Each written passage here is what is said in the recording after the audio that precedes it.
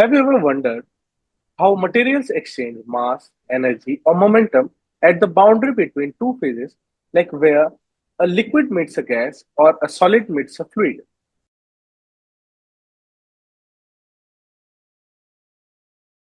Welcome to this video where we are diving into a key concept of transport phenomena and chemical engineering, which is the interface flux. You will eventually notice that tiny bubbles begin to appear along the inside of the glass. But why does this happen? To understand any complex concept, we can look out for it in our day to day lives. For example, coffee making also involves mass transfer phenomena. To extract coffee from coffee beans, the concept of extraction is used. So, this concept of interface flux is essential in understanding a wide range of processes, from absorbing oxygen into our lungs to the industrial application of distillation tower, which are used to separate different components. Now, let's see some of the examples in details. Here we are looking at a very common industrial application of mass transfer, that is distillation column. So here is the figure of distillation still. In this, from the above there is reflux liquid that is coming, and from the below there is vapor which is coming from the reboiler, and there is interaction between these two phases. Now on the right side, there is the schematic representation of what is happening.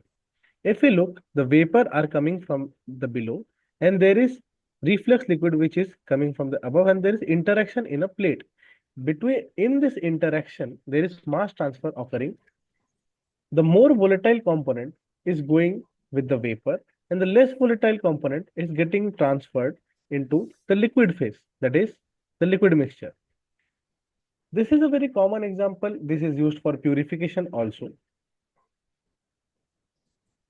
Let us move to our next example. So now we will see the example of oil recovery and transport. Now, we for that we need to understand the basics. The oil is trapped like 10,000 feet below the ground into some sedimentary porous rocks. The objective of oil recovery is to extract the maximum amount of oil which we can. For that, we use three methods, which are primary, secondary, and tertiary. The term uh, we are concerned here with the tertiary method, which is the enhanced oil recovery. You might have heard this enhanced oil recovery in our other subject of energy and environment. So, the basic objective now we need to address is that in the enhanced oil recovery, we need to extract the maximum amount of oil.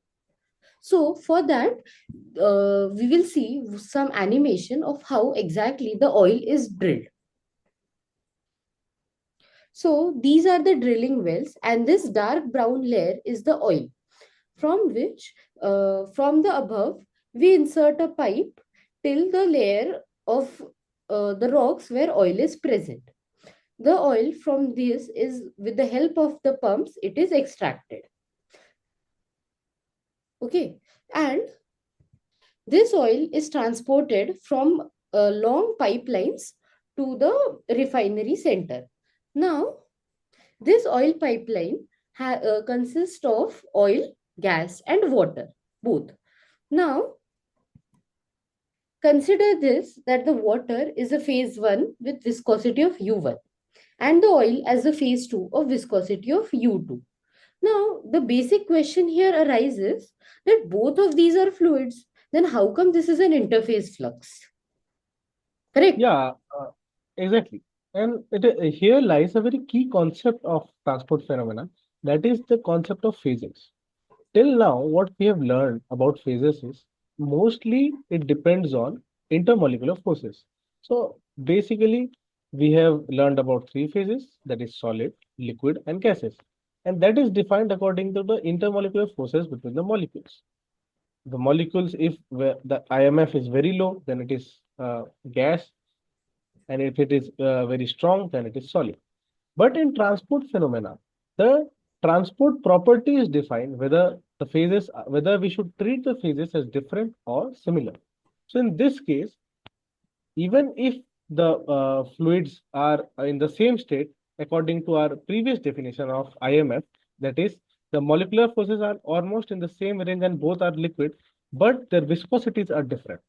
Since the viscosities are different, momentum transfer, in momentum transfer, what is the deciding factor?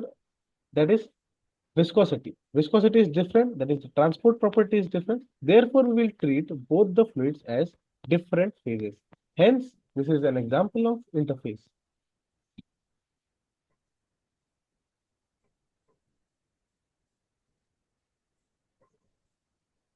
Yeah, this is a very earlier I got confused between these two terms. What is interface and what is interface? Okay, so let me help you with that.